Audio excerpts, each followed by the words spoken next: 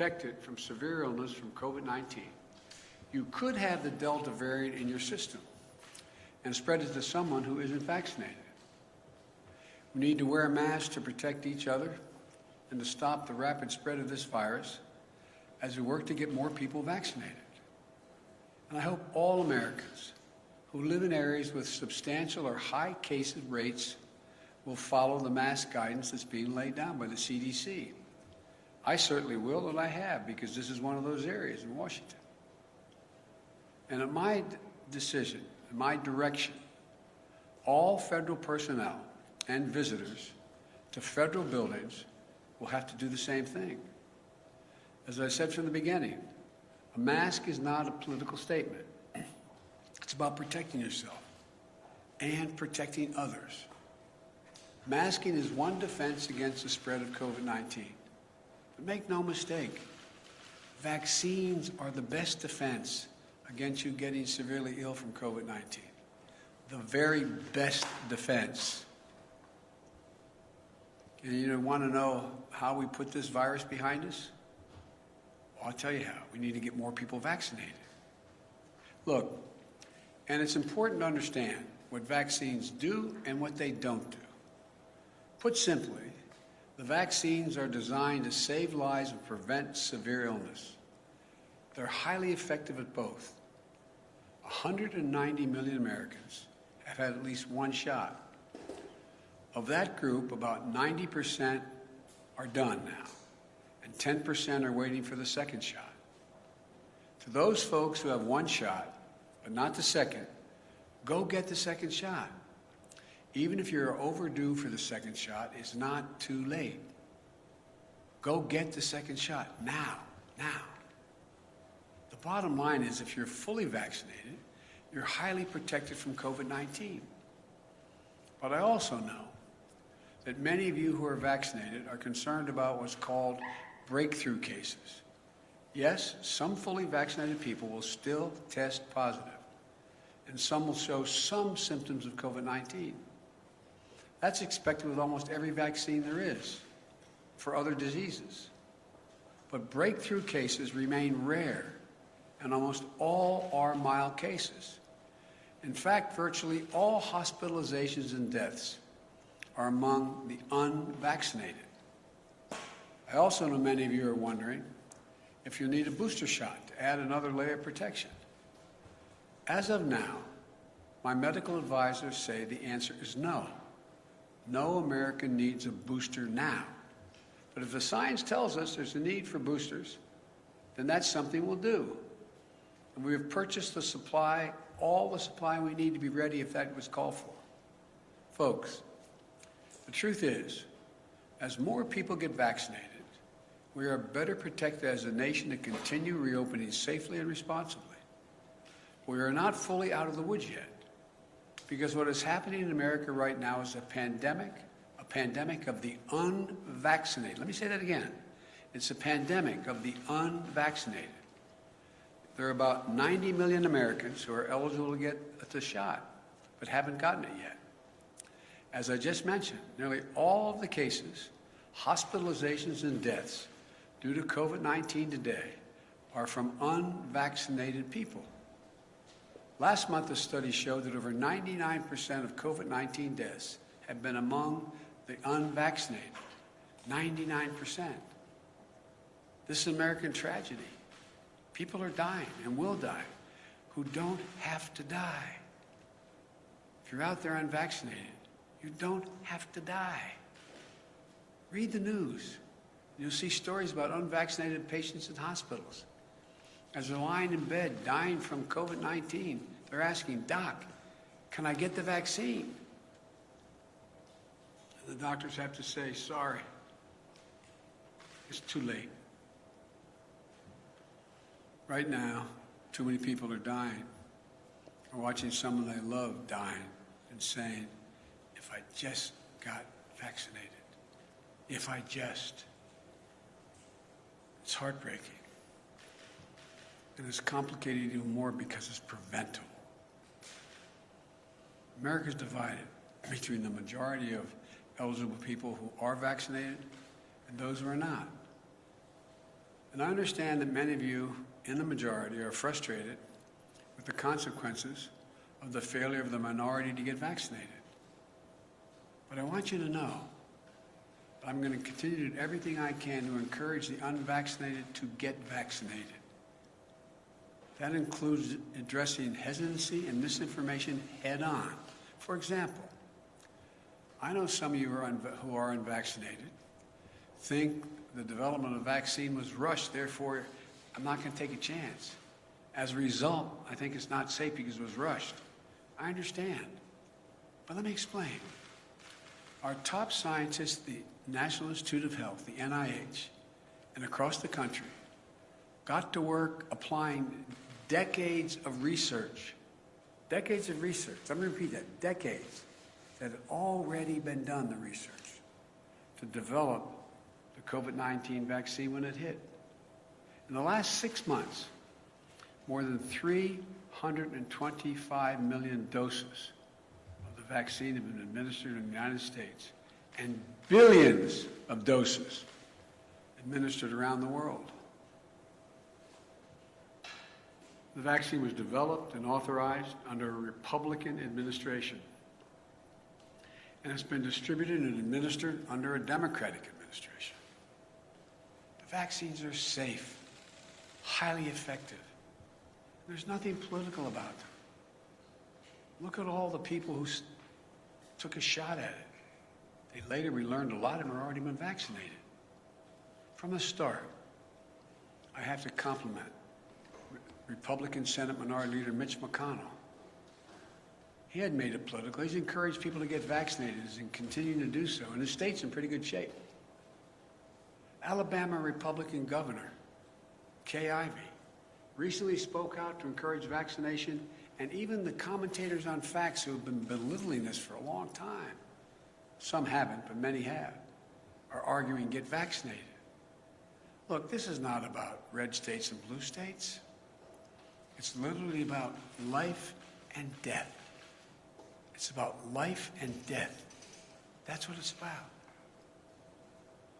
You know, and I know people talk about freedom, but I learned growing up in school and my parents, with freedom comes responsibility. Your decision to be unvaccinated impacts someone else. Unvaccinated people spread the virus. They get sick and fill up our hospitals.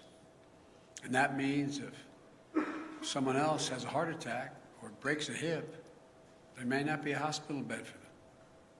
If you're unvaccinated, you put your doctor and nurses at risk. The same frontline essential workers who put their lives on the line over the past year and have gone through hell.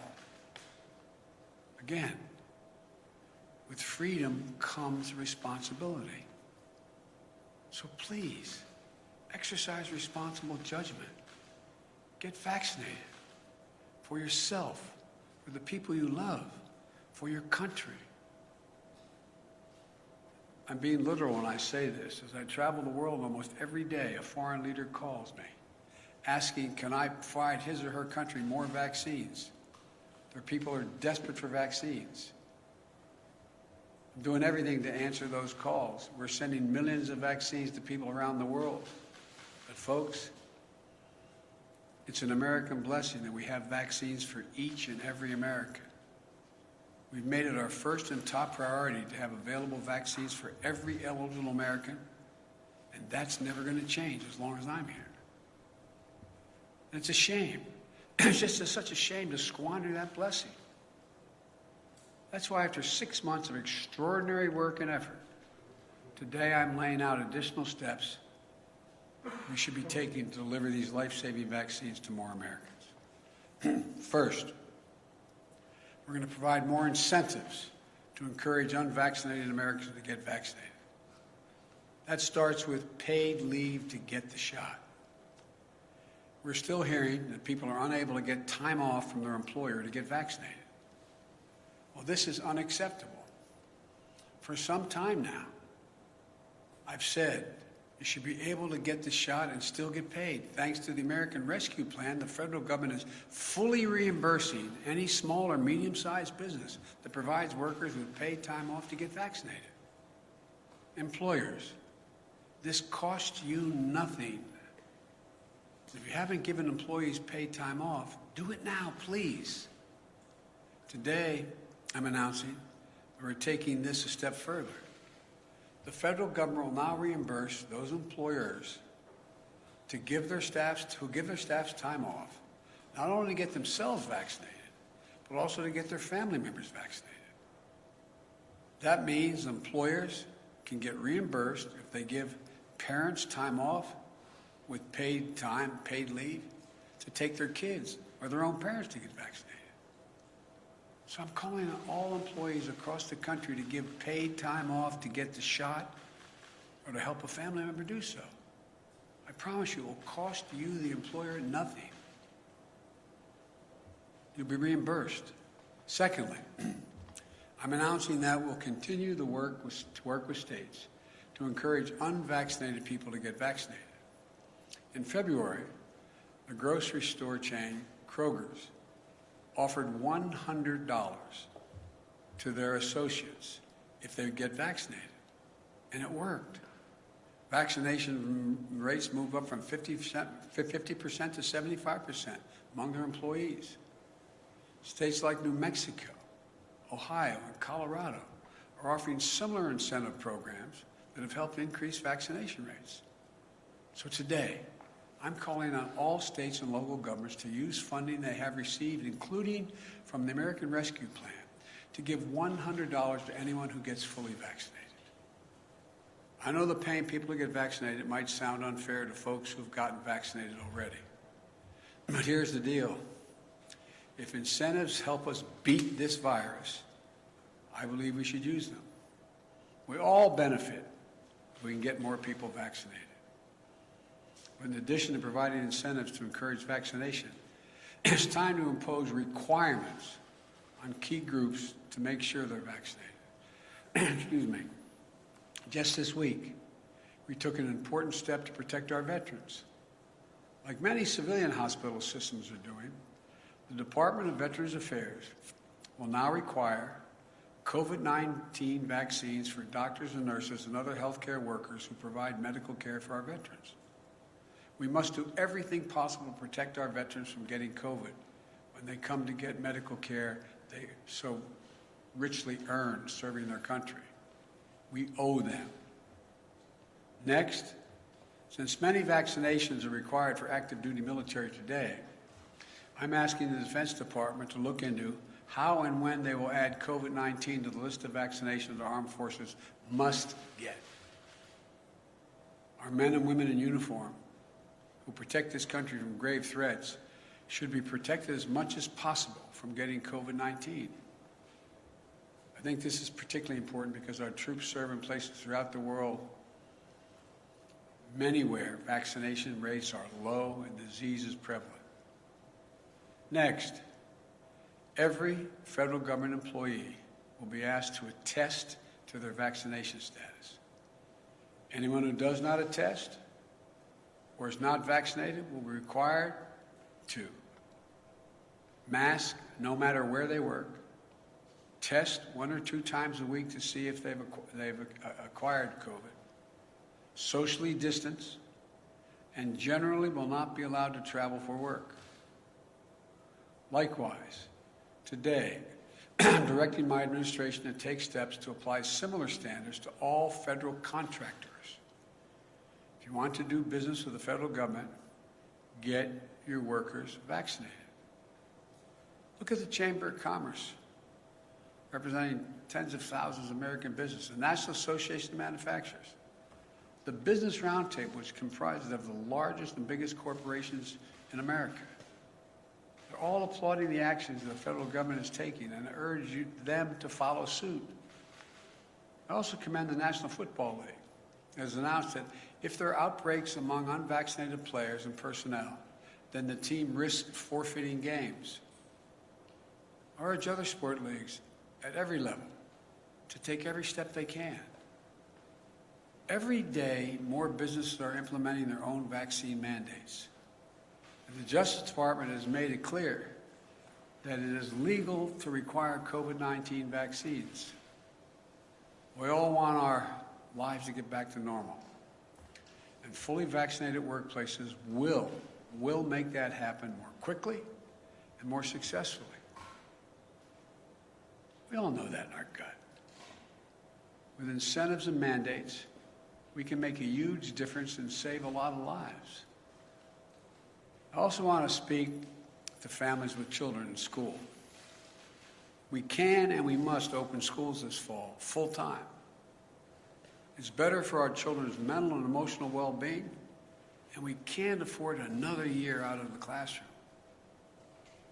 Every school should be open, and we're giving them the tools to be able to do so safely. Even in those areas where they have a higher vaccination, they have a higher rate of COVID. Through the American Rescue Plan, we provided schools billions of dollars to implement safety measures, better ventilation, social distancing, and other measures. In March, when vaccinations were scarce, I prioritized teachers and school workers by utilizing our federal pharmacy program. Almost 90% of educators and school staff are now vaccinated. Additionally, the CDC has provided clear guidance on how all schools can safely protect the kids and bring them back to the classroom. Every student wear a mask. It's that simple. So we've funded safety measures in schools, we've vaccinated teachers and staff, and we can mask up our kids for further protection. But once again, there's one more thing we need to do. Get more adolescents, ages 12 and up, vaccinated now that they've been cleared. In the past week, the good news is we've seen the average number of 12 to 17-year-olds getting vaccinated increase 22% per day. Today, I'm asking school districts to host one last pop-up vaccination clinic over the coming weeks for kids ages 12 and up. We're directing the federal pharmacy program to help make that happen. Parents, get your children vaccinated. You do it for so many other things right now. For kids under 12, if and when the vaccines are deemed safe for them, we'll be prepared to get the vaccines administered as quickly and as safely as possible. Look, and as we work to vaccinate more Americans, we're prepared for outbreaks in areas where there are unvaccinated people.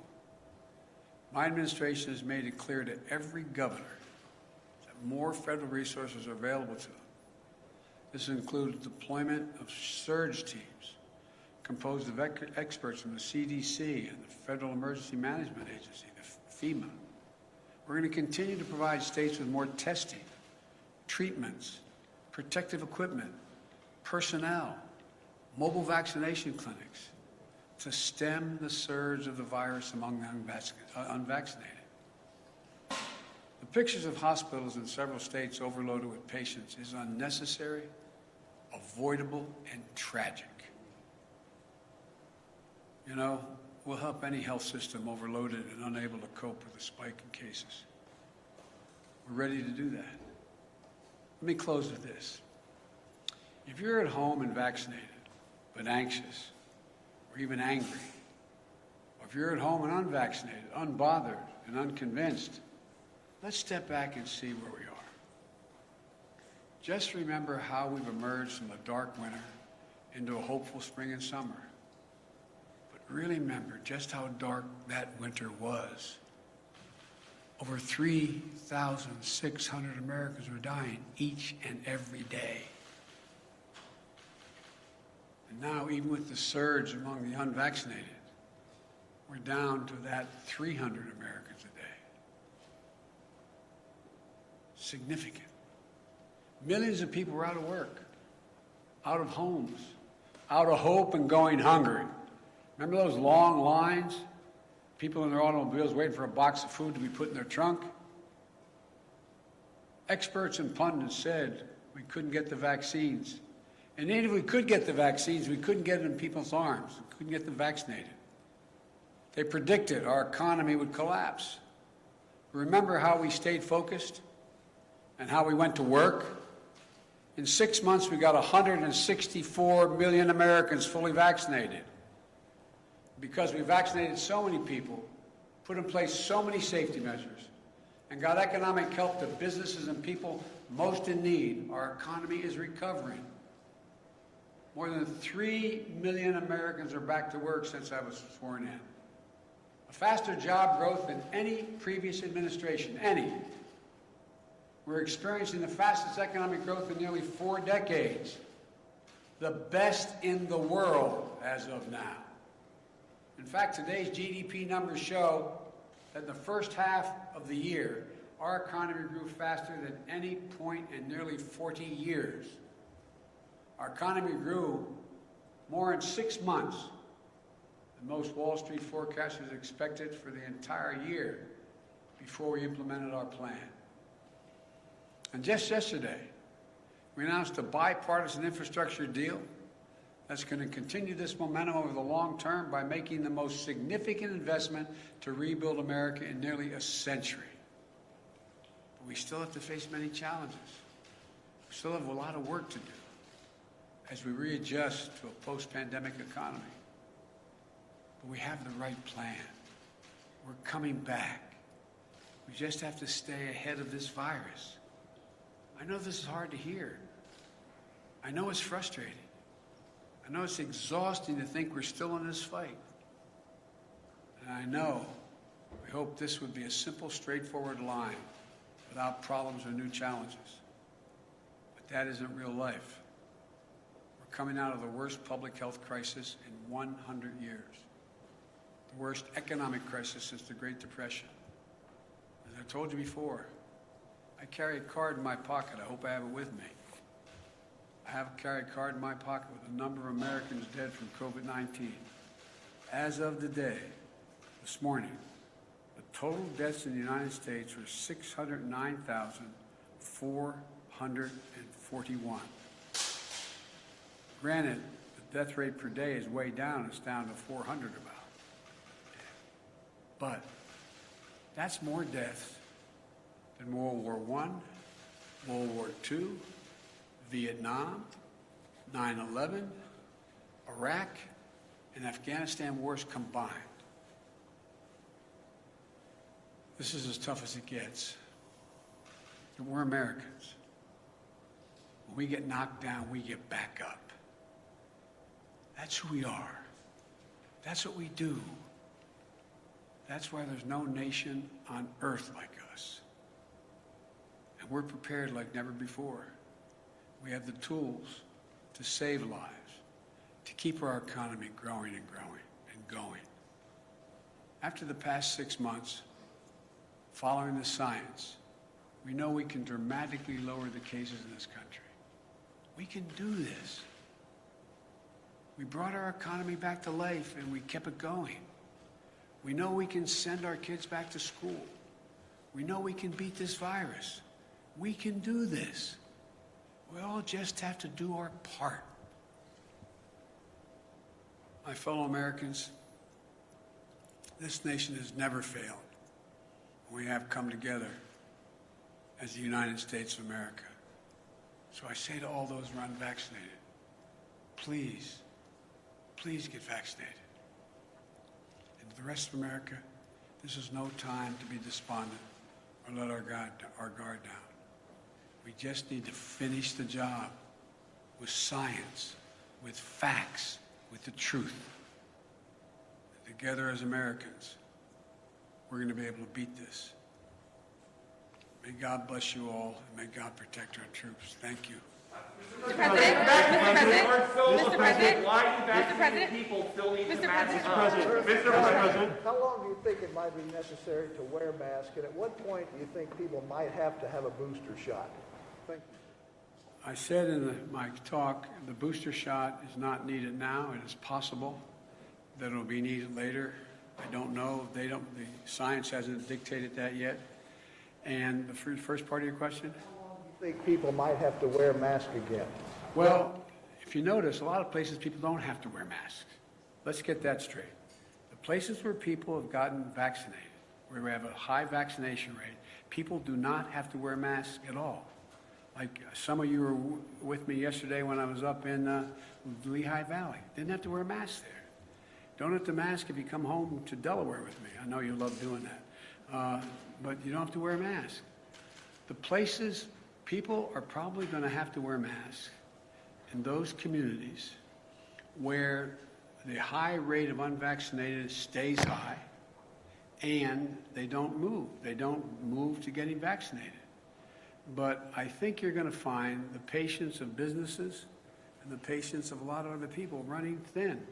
Because the fact is, if you had high vaccination rates, we wouldn't be in this spot right now. Yes, sir. Mr. President. Mr. President, will this set up an American workplace for federal workers and private sector that really is the vaccinated versus the unvaccinated? And is that a pressure you're trying to harness now?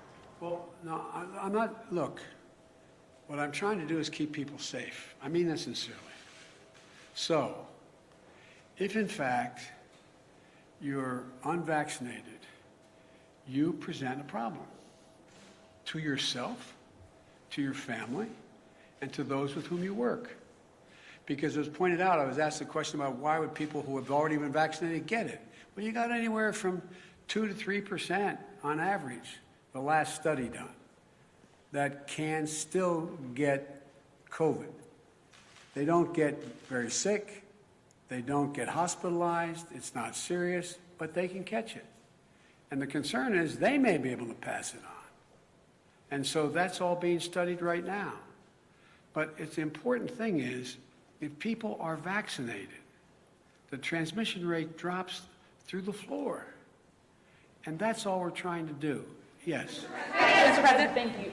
Why not push for vaccine mandates in states, private companies, schools? Do you want to see those entities pass vaccine mandates? Well, I'd like to see them continue to move in that direction, and that's why I pointed out. I had asked the Justice Department to determine whether they're able to do that legally, and they can.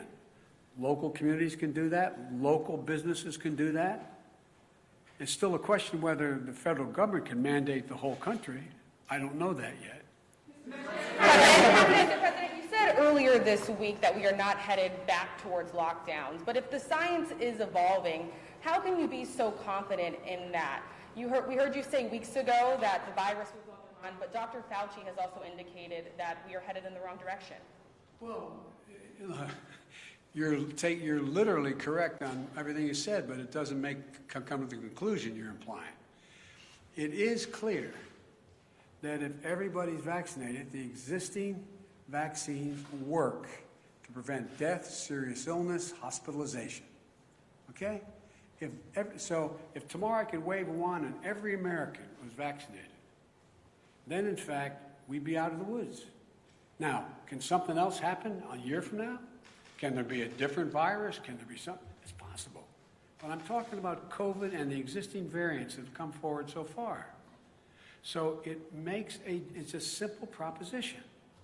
If you're vaccinated, you find yourself in a situation where you are highly unlikely, even if you somehow get the virus, very small percentage do, that you are not going to be hospitalized, you're not going to be on a ventilator, you're not going to be sick, but you could be in a position to possibly spread it to someone who wasn't if you have it in you.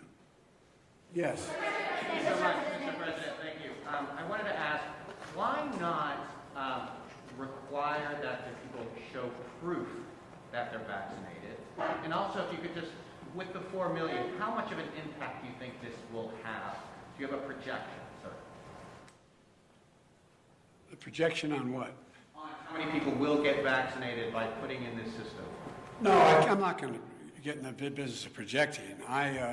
Exactly how many people are likely. All I know is that we go through these periods, then we run up against a wall, then something happens where people realize, oh my Lord, this is really a problem, and they begin to see things. Look, the fact that a lot of your friends are now saying, get vaccinated, who were before were saying, this is not a problem, this is all a Democratic thing, with a small d and a capital D. I mean, there's a lot changing.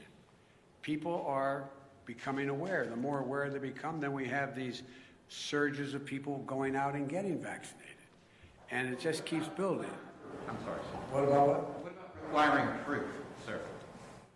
Well, there's two ways to do it. I think you're going to see some institutions doing that. Like you're going to fly abroad, you're going to have proof. You're not just going to be able to say, yeah, I got tested. You got to provide proof.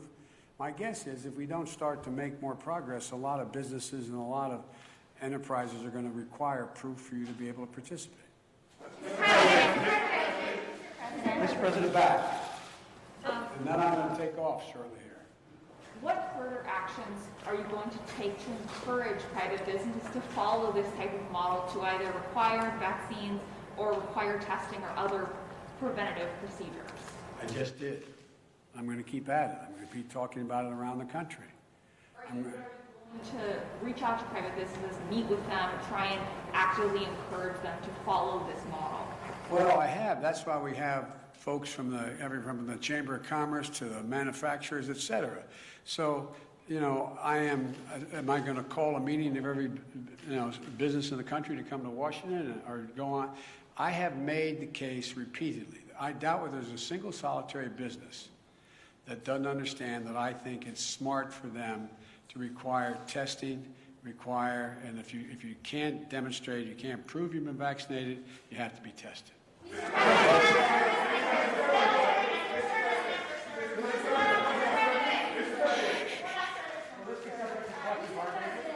Secretary Austin said he was already considering mandating the vaccine after it was fully approved. Would you like to see the mandate go into effect before full approval, and do you think he's open to that? I know he's open to it, and the question is, when is the right time to get the most bang for the buck when you do it? A lot of this is timing, and so I think it's going to happen. But look, the one thing that you all are being politely and appropriately referencing is that it's still a temporary approval. So when does the final approval come? It usually takes a lot of work to get there. I made a commitment. I would not tell anyone in the Justice Department who they should prosecute, and I would not tell the health industry, the government health entities, what they should say and do. But my expectation is they're going to reach that conclusion in the early fall. Thank you very much. Mr. President, you said if you're fully vaccinated, you no longer need to wear a mask. And it seems... I didn't say. I have said if you're fully vaccinated in an area where we do not have, well, let me clarify. In May, you made it sound like a vaccine was the ticket to losing the mask forever. And that is true at the time.